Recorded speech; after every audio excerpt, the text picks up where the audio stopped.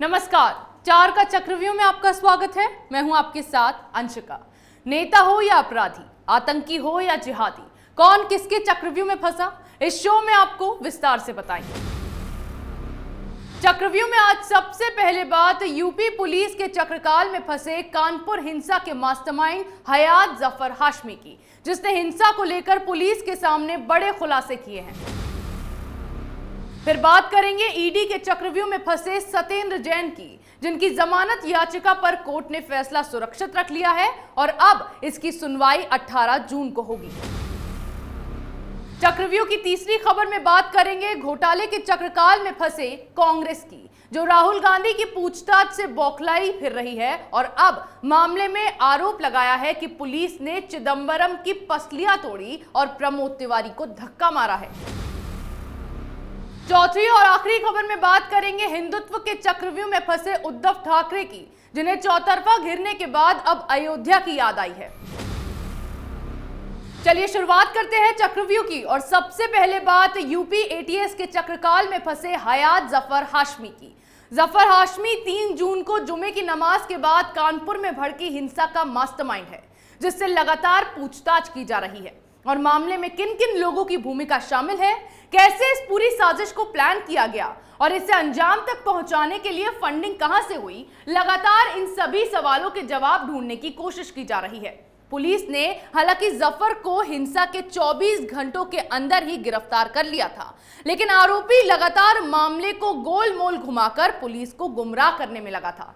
लेकिन अब इस मामले में नया मोड़ आ गया है। एटीएस और एसआईटी दोनों जांच एजेंसियों के रडार पर एक और सूत्रधार आ गया है। जांच एजेंसियों की पूछताछ में जफर हयात हाशमी ने बाबा बिरयानी का नाम उगला है। जो जानकारी सामने आई है उसके मुताबिक बाबा बिरयानी के तार भी क्राउन फंडिंग से जुड़े हैं। बाबा बिरयानी पत्थरबाजी के लिए उन्नाव जिले से बुलाए गए लोगों के लिए खाने पीने की व्यवस्था और फंडिंग में मदद करता था। शत्रु संपत्ति और प्राचीन मंदिर के एक हिस्से पर कब्जा कर बिरयानी की दुकान खोलने के मामले में भी पहले बाबा बिरयानी का हिंसा में नाम आ चुका है। पूछताछ में जांच एजेंसियों ने सबसे ज्यादा फोकस जफर हयात हाशमी को क्राउन फंडिंग करने के मामले में किया है, लेकिन बिना फंडिंग के हिंसा के लिए भीड़ एकत्रित करना संभव नहीं होता। ऐसे में यह सवाल लगातार बना हुआ था कि इस हिंसा को अंजाम तक पहुंचाने के लिए फंडिंग कहां से हुई, जिसके बाद अब कानपुर हिंसा के मास्टरमाइंड जफर हयात हाशमी और उसके साथियों की रिमांड के बाद जांच एजेंसियों की पूछताछ में कई अहम राज सामने आए हैं। जफर हयात ने अब तक मुख्य रूप से बिल्डर हाजी वसी, बाबा बिरयानी सहित कई क्रिमिनल्स के नाम पूछताछ में उगले हैं, जो जफर हयात को फंडिंग के साथ साथ कई तरीकों से भी मदद करते थे। बाबा बिरयानी का नाम कानपुर हिंसा से पहले दस्तावेजों में हेरफेर कर शत्रु संपत्ति कब्जाने सहित मंदिर के एक हिस्से को तोड़कर बिरयानी की दुकान खोले जाने पर भी आ चुका है। लेकिन शत्रु संपत्ति है क्या?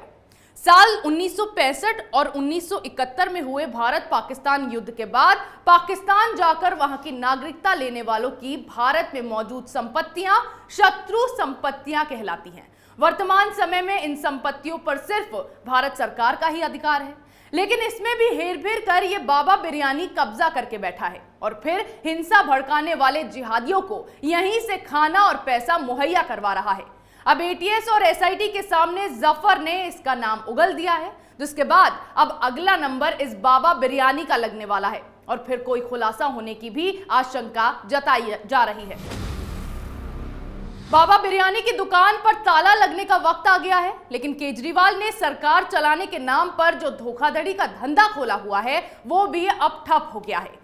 इसी धंधे को फिर से चलाने के लिए शायद केजरीवाल के करीबी सत्येंद्र जैन जेल से बाहर निकलने के लिए फड़फड़ा रहे हैं।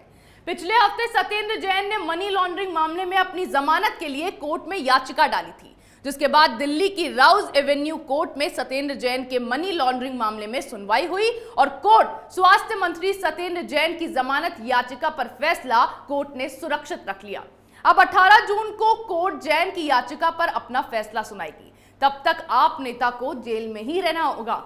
वहीं सुनवाई के दौरान ईडी ने हैरान कर देने वाला दावा भी किया। अब आप ये देखिए कि अपने कांड को छिपाने के लिए और उसकी सजा से बचने के लिए लोग किस तरह के पैंतरे आजमाते हैं। मनी लॉन्ड्रिंग मामले में सत्येंद्र जैन से जो पूछताछ की जा रही है, ना वो उसमें सही से सहयोग कर रहे हैं और ना ही ठीक तरीके से जवाब दे रहे हैं। कभी वो अपने बैंक की डिटेल्स नहीं दे पाते तो कभी उनकी याददाश्त ही चली जाती है। अदालत में ईडी ने कहा है कि सवाल पूछे जाने के दौरान सत्येंद्र जैन ने कहा कि उनको कोरोना हुआ था, जिसकी वजह से अब उनकी याददाश्त चली गई है। ईडी ने बताया कि सत्येंद्र जैन ने कुछ कागजात के बारे में उनसे सवाल किए गए थे, जैसा हवाला से पैसा पाने वाले ट्रस्ट से सत्येंद्र जैन का क्या कनेक्शन है, वो उसके मेंबर क्यों हैं। लेकिन केजरीवाल के मंत्री ने फिर से मामले में डामाडोल कर दिया और नया तमाशा शुरू कर दिया कि अब याददाश्त चली गई। सबसे पहली बात तो ये कि इतना बड़ा घोटाला करते वक्त तो इनके दिमाग पर असर नहीं पड़ा, लेकिन अब जब पूछताछ की जा रही है तो इन्हें कुछ याद नहीं आ रहा। दूसरी तरफ केजरीवाल इन्हें देशभक्त बताकर इन पर लगे आरोपों को ही फर्जी बता रहे हैं। सोशल मीडिया पर इनकी बीमारी वाली तस्वीरें डालकर सिंपैथी गेन करने की कोशिश कर रहे हैं। ईडी ने हाल में जैन को 14 दिन की न्यायिक हिरासत में भेजा था, जिसके बाद ये जमानत याचिका डाली गई है। लेकिन कोर्ट ने जिस तरह से मामले में फैसला सुरक्षित रखा है, उसके बाद जैन को अभी और कुछ दिनों के लिए जेल की हवा खानी होगी। फिर देखते हैं कि अब आगे जैन कौन सा नया ड्रामा करते दिखाई देते हैं। एक घोटाला केजरीवाल के मंत्री सत्येंद्र जैन का है, जिसमें उन्हें कुछ याद नहीं आ रहा, और दूसरा घोटाला अब गांधी परिवार का है, जिसमें राहुल से पूछताछ पर पार्टी ने देश भर के कई हिस्सों में बवाल मचा के रखा हुआ है।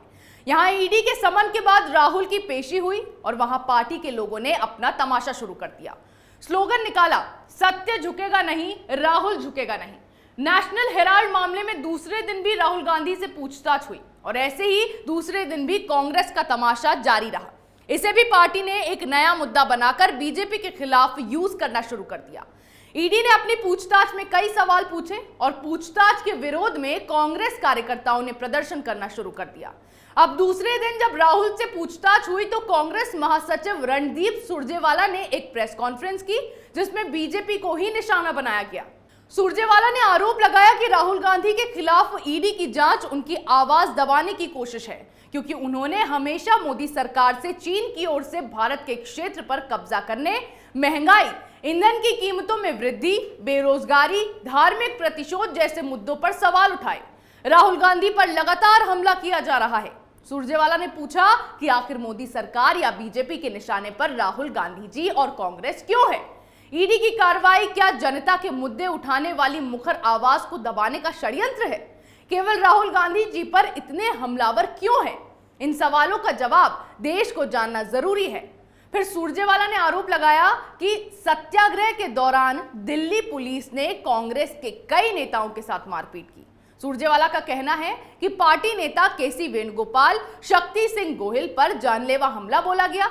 देश के पूर्व गृह मंत्री पी चिदंबरम की पसलियां तोड़ दी गई, उन्हें धक्के मारे गए। सांसद प्रमोद तिवारी को धक्के मारकर गिराया गया। जिस प्रकार से कांग्रेस कार्यकर्ताओं को बेरहमी से पीटा गया, जिस तरह से दिल्ली के थानों में कांग्रेस के 20,000 कार्यकर्ताओं को बंद किया गया, इस देश में प्रजातंत्र है या तानाशाही? अरे अब पहले तो देश की जनता को यह जानना है कि एजेएल की 90 करोड़ की संपत्ति 50 लाख रुपए में कैसे YIL के पास चली गई, यंग इंडियन लिमिटेड कैसे बना और 2000 करोड़ का पूरा मामला क्या है। अगर इस मामले में कोई घोटाला नहीं किया गया तो वो तो ईडी की पूछताछ में साबित हो ही जाएगा। तो फिर कांग्रेस पार्टी ये तमाशा क्यों कर रही है? किस बात का डर सता रहा है? क्योंकि जिस तरह से पार्टी के कार्यकर्ता बौखलाए घूम रहे हैं, उससे तो सच नहीं बल्कि उनका डर साफ दिखाई पड़ रहा है। लेकिन गांधी परिवार इस बार ऐसी मुश्किल में फंसा है जिससे बाहर निकलना मुश्किल दिखाई पड़ रहा है, क्योंकि इस बार मामला अगर सही साबित हो गया तो जेल भी जाना पड़ सकता है। यहां राहुल गांधी ईडी की पूछताछ में फंसे हैं, वहां अब हिंदुत्व के मुद्दे पर चौतरफा घिरने के बाद महाराष्ट्र के मुख्यमंत्री उद्धव ठाकरे को राम की याद आ गई है। 15 जून को होने वाले उद्धव के बेटे आदित्य ठाकरे के अयोध्या दौरे से पहले शिवसेना सांसद संजय राउत अयोध्या पहुंचे हैं। वहां उन्होंने आदित्य ठाकरे के होने वाले दौरे का जायजा लिया है, देखा कि तैयारियां पूरी हुई हैं कि नहीं। इसके अलावा शिवसैनिकों ने अयोध्या पहुंचना शुरू कर दिया है। सड़कों पर होर्डिंग्स लगाए जाने लगे हैं। 14-15 जून के लिए होटल की बुकिंग तक की जा चुकी है। लेकिन सवाल है कि सेक्युलरिज्म की टोपी पहनने वाले उद्धव ठाकरे को अयोध्या की याद कैसे आ गई है? राज ठाकरे के लाउडस्पीकर के मुद्दे को जोर शोर से उठाने के बाद तो उद्धव ठाकरे ने अपना मुंह बंद कर लिया था, तब उनसे कोई कदम नहीं उठाया गया। दूसरी तरफ उन्होंने राज्यसभा चुनाव में ओवैसी की पार्टी का समर्थन भी लिया, लेकिन फिर भी उनका राज्यसभा में कुछ नहीं हो पाया। अब इस बीच हिंदुत्व के मुद्दे पर चारों ओर से घिरने के बाद उद्धव ठाकरे को अयोध्या की याद आ गई। अब आदित्य ठाकरे अयोध्या का दौरा करेंगे और राम के नाम का इस्तेमाल किया जाएगा। राज ठाकरे और नवनीत राणा के हनुमान चालीसा का मुद्दा जोर शोर से उठाए जाने के बाद उद्धव ठाकरे की पकड़ पहले ही महाराष्ट्र में कमजोर हो गई।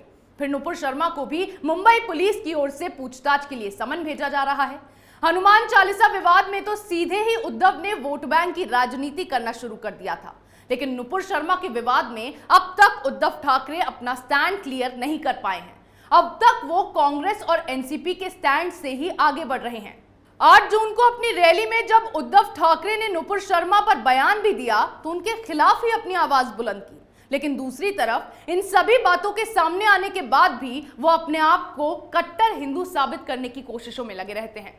अब इस मुद्दे पर पूरी तरह से फंसने के बाद अयोध्या में अपने बेटे को भेजकर एक तरफ तो वो राज ठाकरे का कार्ड ढूंढ रहे हैं और दूसरी तरफ बीजेपी को बैलेंस करने की कोशिश की जा रही है। लेकिन इन सब के बाद भी महाराष्ट्र में जिस तरह से अपनी सेक्युलर पॉलिसी को लेकर उद्धव ठाकरे बदनाम हो गए हैं, उसके बाद ऐसा लगता नहीं कि अयोध्या का प्रभाव भी महाराष्ट्र में उद्धव ठाकरे के फेवर में पड़ेगा। और जो हाल उद्धव का राज्यसभा चुनाव में हुआ है, वही बीएमसी चुनाव में भी होता दिखाई देगा। चक्रव्यूह में मेरे साथ आज इतना ही। कल फिर कौन किसके चक्रव्यूह में फंसेगा, नए मुद्दों के साथ पेश होंगे और दिखाएंगे कई और सनसनीखेज खुलासे। तब तक के लिए देखते रहिए कैपिटल टीवी।